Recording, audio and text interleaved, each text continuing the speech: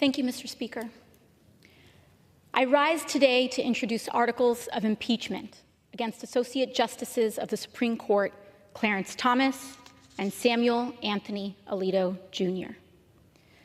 Against Justice Thomas, the resolution includes 3 total articles: 1 count of failure to disclose financial income, gifts, reimbursements, property interest liabilities, and transactions, among other information, and 2 counts of refusal to recuse from matters concerning his spouse's legal and financial interests before the court. The second resolution includes the following impeachment articles against Justice Alito: 1 count of refusal to recuse from cases in which he had a personal bias or prejudice concerning a party before the court, and 1 count of failure to disclose financial incomes, gifts, reimbursements, property interests, among other information.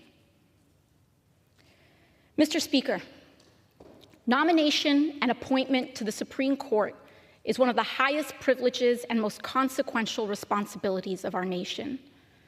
Such an appointment is uniquely insulated in its power. Confirmation to the court is a lifetime appointment whereby justices are entrusted with decisions that powerfully shape the nation as well as the lives of every American.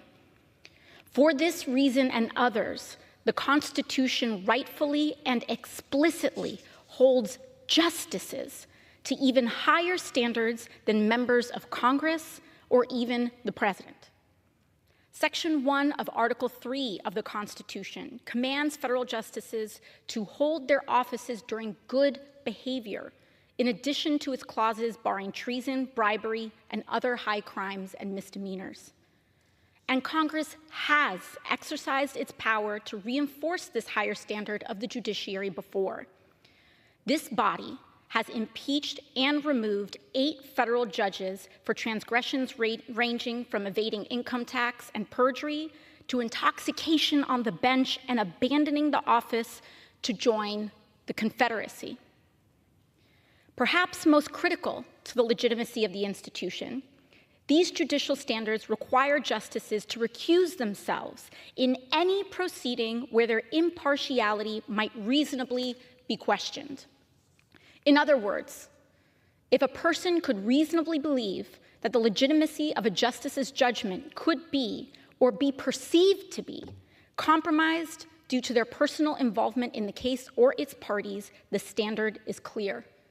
The justice must recuse. They are required to recuse. That stringent and sacred standard exists for the good of the ruling, the judiciary, and the country.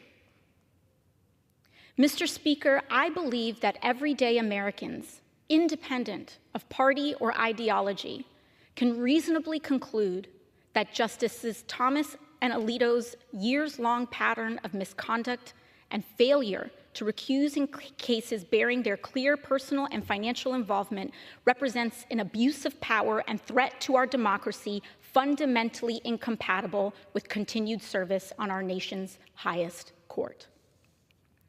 For the good of the institution and the nation, absent resignation, they must be removed.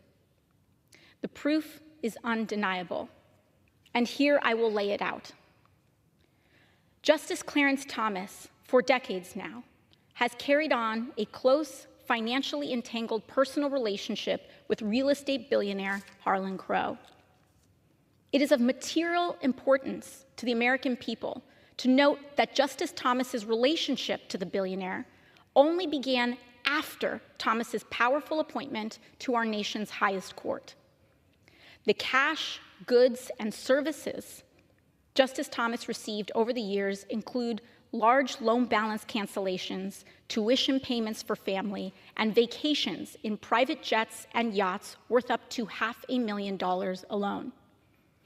In total, Justice Thomas appears to have received more than $1.5 million worth in goods, cash equivalents, and services from Mr. Crow, and that is just what we know of.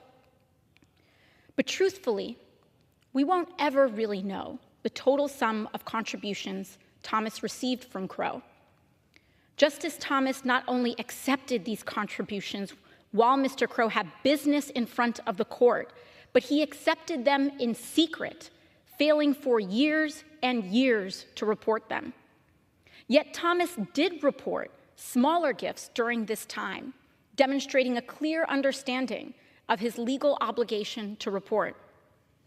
Would a reasonable American question that receiving lavish gifts from Mr. Crow might lead Justice Thomas to have a bias towards his, quote, friend with business before the court? Without a doubt, yes. But did Justice Thomas recuse? No.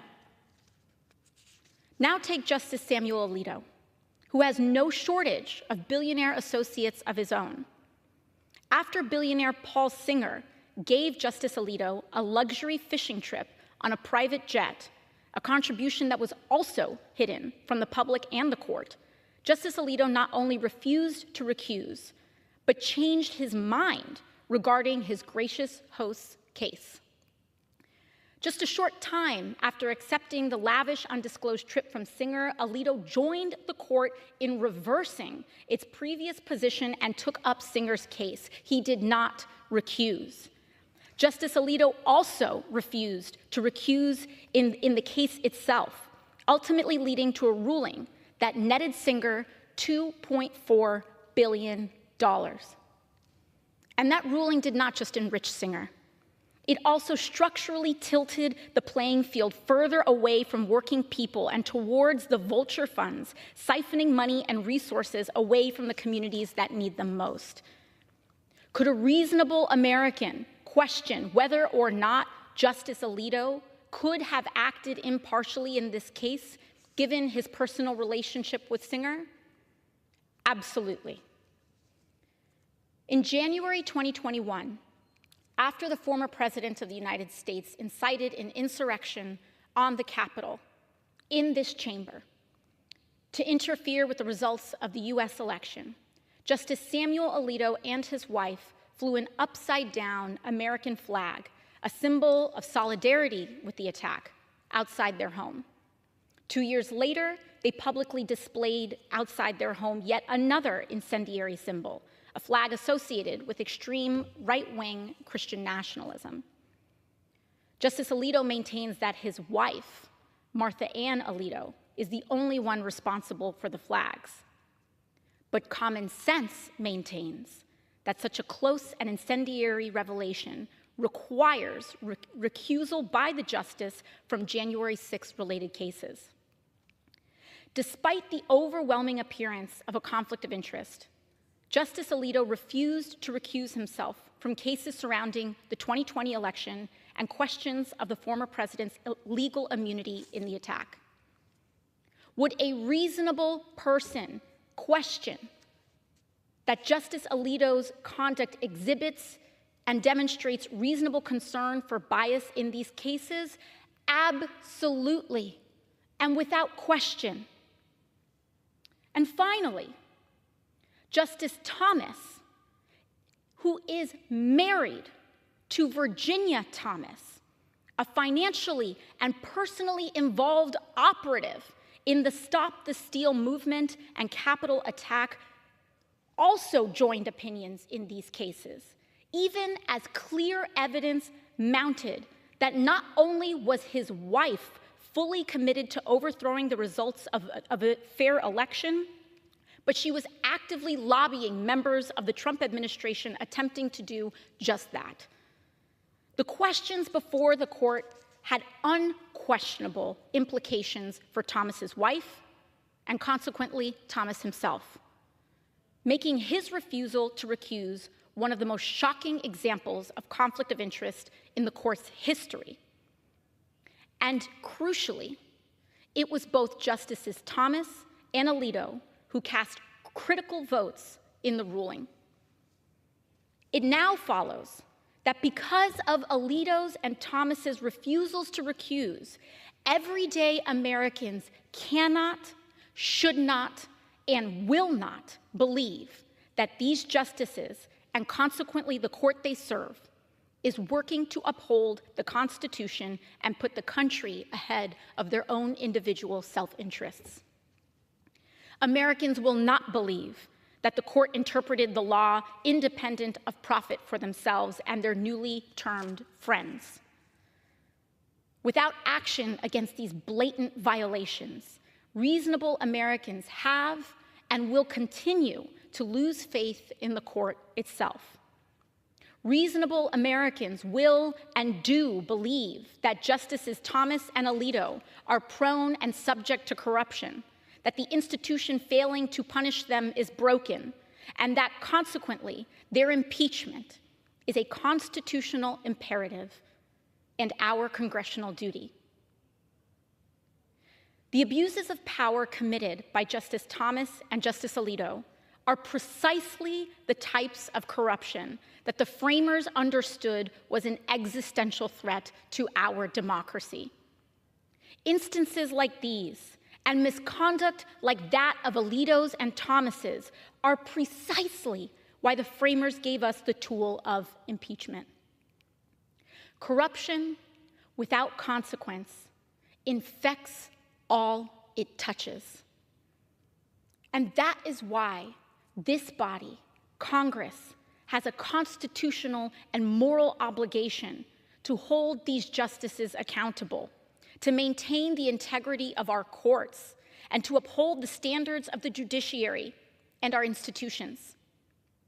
Lastly, we cannot ignore the most important material consequences of this court's unchecked corruption and its resulting influence: the suffering of the American people.